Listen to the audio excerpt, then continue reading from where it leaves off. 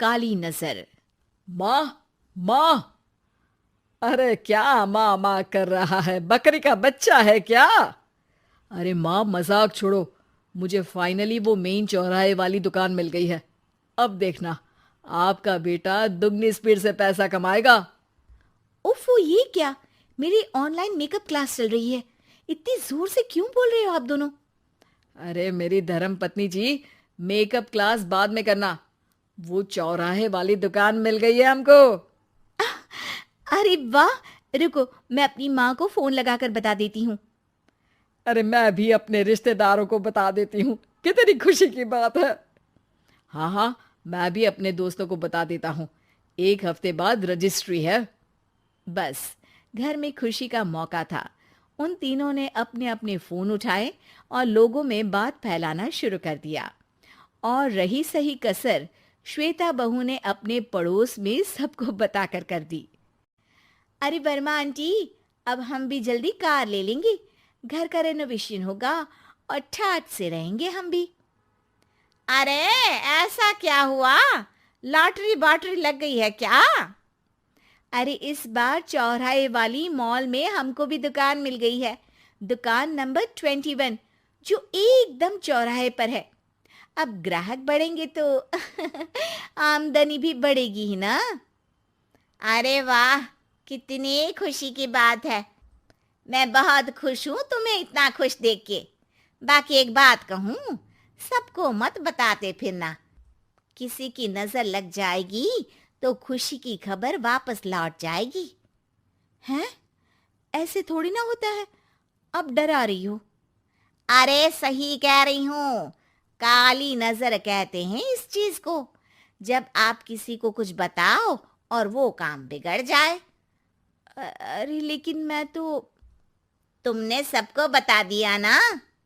हाँ, फोन लगा लगा के। अब बच के रहना। काली नजर बड़ी खतरनाक होती है। श्वेता इतनी खुश रहती है कि वो वर्मा आंटी की बात पर ध्यान ही नहीं देती, जबकि पड़ोस में और भी लोगों से खुशी की खबर शेयर करती रहती है। अगले दिन राजेश बहुत दुखी होकर घर आता है। अरे बेटा, क्या हुआ? मुंह क्यों सूजा हुआ है? मधुमक्खी ने काट लिया क्या? माँ, वो दुकान किसी और के पास चली गई। किसी ने ज्यादा भाव लगा दिया। अरे पर बात तो आपसे हुई थी ना उस दुकान वाले की। हाँ, आज मैं टोकन अमाउंट देने गया था, तब मुझे पता चला। कोई आकर सुबह मुझसे पहले ही ज्यादा अमाउंट दे गया। हम्म, काली नजर। क्या? क्या कहा? वर्मा आंटी ने समझाया था कि किसी को बताना मत, वरना काली नजर लग जाएगी। अच्छा, तुम्हें उनकी बात मान लेनी चाहिए थी। उनकी बात मान लेती, लेकिन उसके पहले ही सबको बता चुके थे ना हम तीनों। अरे अगली बार से ध्यान रखेंगे। कोई भी नई चीज होगी तो किसी को नहीं बताएंगे। तीनों कुछ दिन ऐसे ही रहते हैं, पर एक दिन श्वेता को एक मेल आता है। राजेश, मेरा ऑनलाइन मेकअप कोर्स कंप्लीट हो गया। अब मैं खुद का पार्लर खोल सकती हूँ। अरे वाह, अपने मोहल्ले में ही खोलते हैं। ये जो घर के सामने दुकान है ना, वहीं। हाँ, यहाँ सस्ती भी मिल जाएगी। अगले दिन श्वेता वर्मा आंटी के पास जाती है, मिठाई का डब्बा लेकर। अरे आओ आओ, कैसे आना हुआ? जोर से नहीं बोलूंगी। वो सामने वाली दुकान है ना, वहां मैं अपनी पार्लर की दुकान खोलने वाली हूँ। उसकी मिठाई है। अरे वाह, बहुत बधाई हो तुमको। हाँ, मैं कमाने लगूंगी तो राजेश पर पूरे घर का बोझ नहीं रहेगा ना आंटी जी।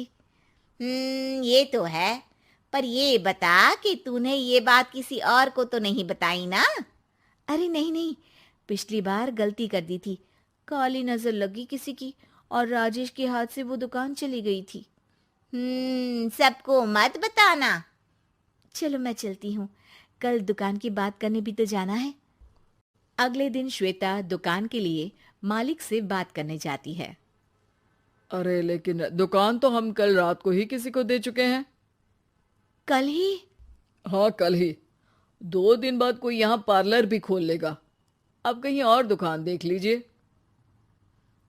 अरे पर हमको भी तो पार्लर ही खोलना था। हाँ भाई, ये एक ही दुकान है, आधी आधी तो नहीं दे सकता ना मैं। राजेश और श्वेता घर पर हताश होकर आ जाते हैं। इस बार तो किसी को बताया भी नहीं था, अब किसकी काली नजर लग सकती है। सुनो, तुमने माँ को बताया था क्या? अरे कैसी बात कर रही हो, माँ की नजर थोड़ी ना लगेगी। पक्का तुमने किसी को नहीं बताया था ना? सिर्फ वर्मा आंटी को बताया था, उन्होंने ही मुझे किसी को नहीं बताने को कहा। अरे यार, तुम भी सही हो, मेरी माँ को नहीं बताने को कह रही हो, पर वर्मा आंटी को बताना तुम्हें जरूरी लगा। अरे वर्मा आंटी ने ही तो काली नजर के बारे में बताया था ना, वो हमेशा हमारा भला ही तो चाहती है। मेरी माँ भी हमारा भला ही चाहती है। अरे पर चिल्ला क्यों रहे हो? बात नहीं कर सकते क्या आराम से? नहीं आता हो आराम से बात करना, और करना भी नहीं चाहता हूं मैं। दुकान जाने का दुख गुस्से में बदल गया था और राजेश और श्वेता में बात बंद हो गई थी।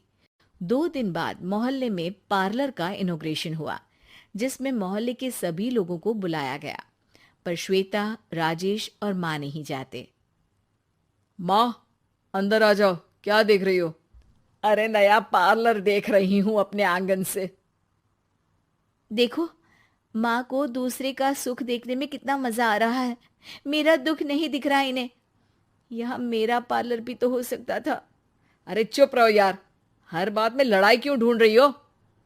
राजेश और श्वेता फिर बहस करने लगते थे। तभी माँ ने दोनों को बाहर बुलाया। अरे जरा देखो तो, दुकान चलाने वाले का बोर्ड पर नाम क्या लिखा है? श्रुति वर्मा।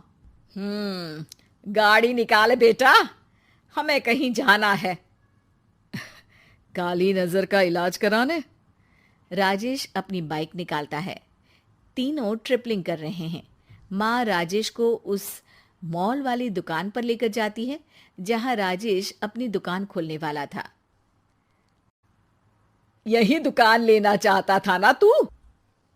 हाँ, पर इनको भी दुखी करने लेकर आई हो क्या यहाँ पर दुकान दिखाकर? वहां काफी नहीं था? अरे श्वेता, थोड़ा सब्र रख, अभी पता चलेगा कि हम यहाँ क्यों आए हैं। बता, इस दुकान चलाने वाले का नाम क्या है? अनुपम वर्मा। कुछ समझ में आया?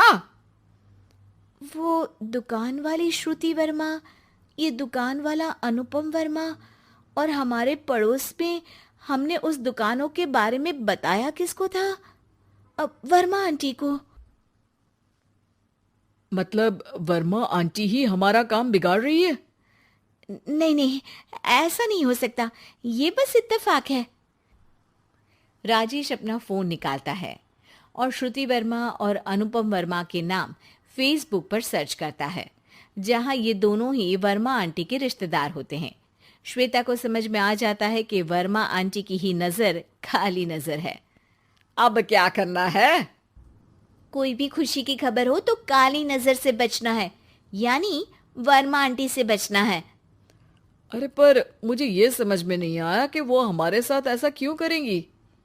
अरे बेटा, एक सीख है, दूर के आदमी को आपकी तरक्की से कम परेशानी होगी, पड़ोसी को ज्यादा। दोनों माँ की बात में हामी भरते हैं और अगला काम चुपचाप करने की कसम खाते हैं, ताकि आगे से वर्मा आंटी कोई काम ना बिगाड़ सके।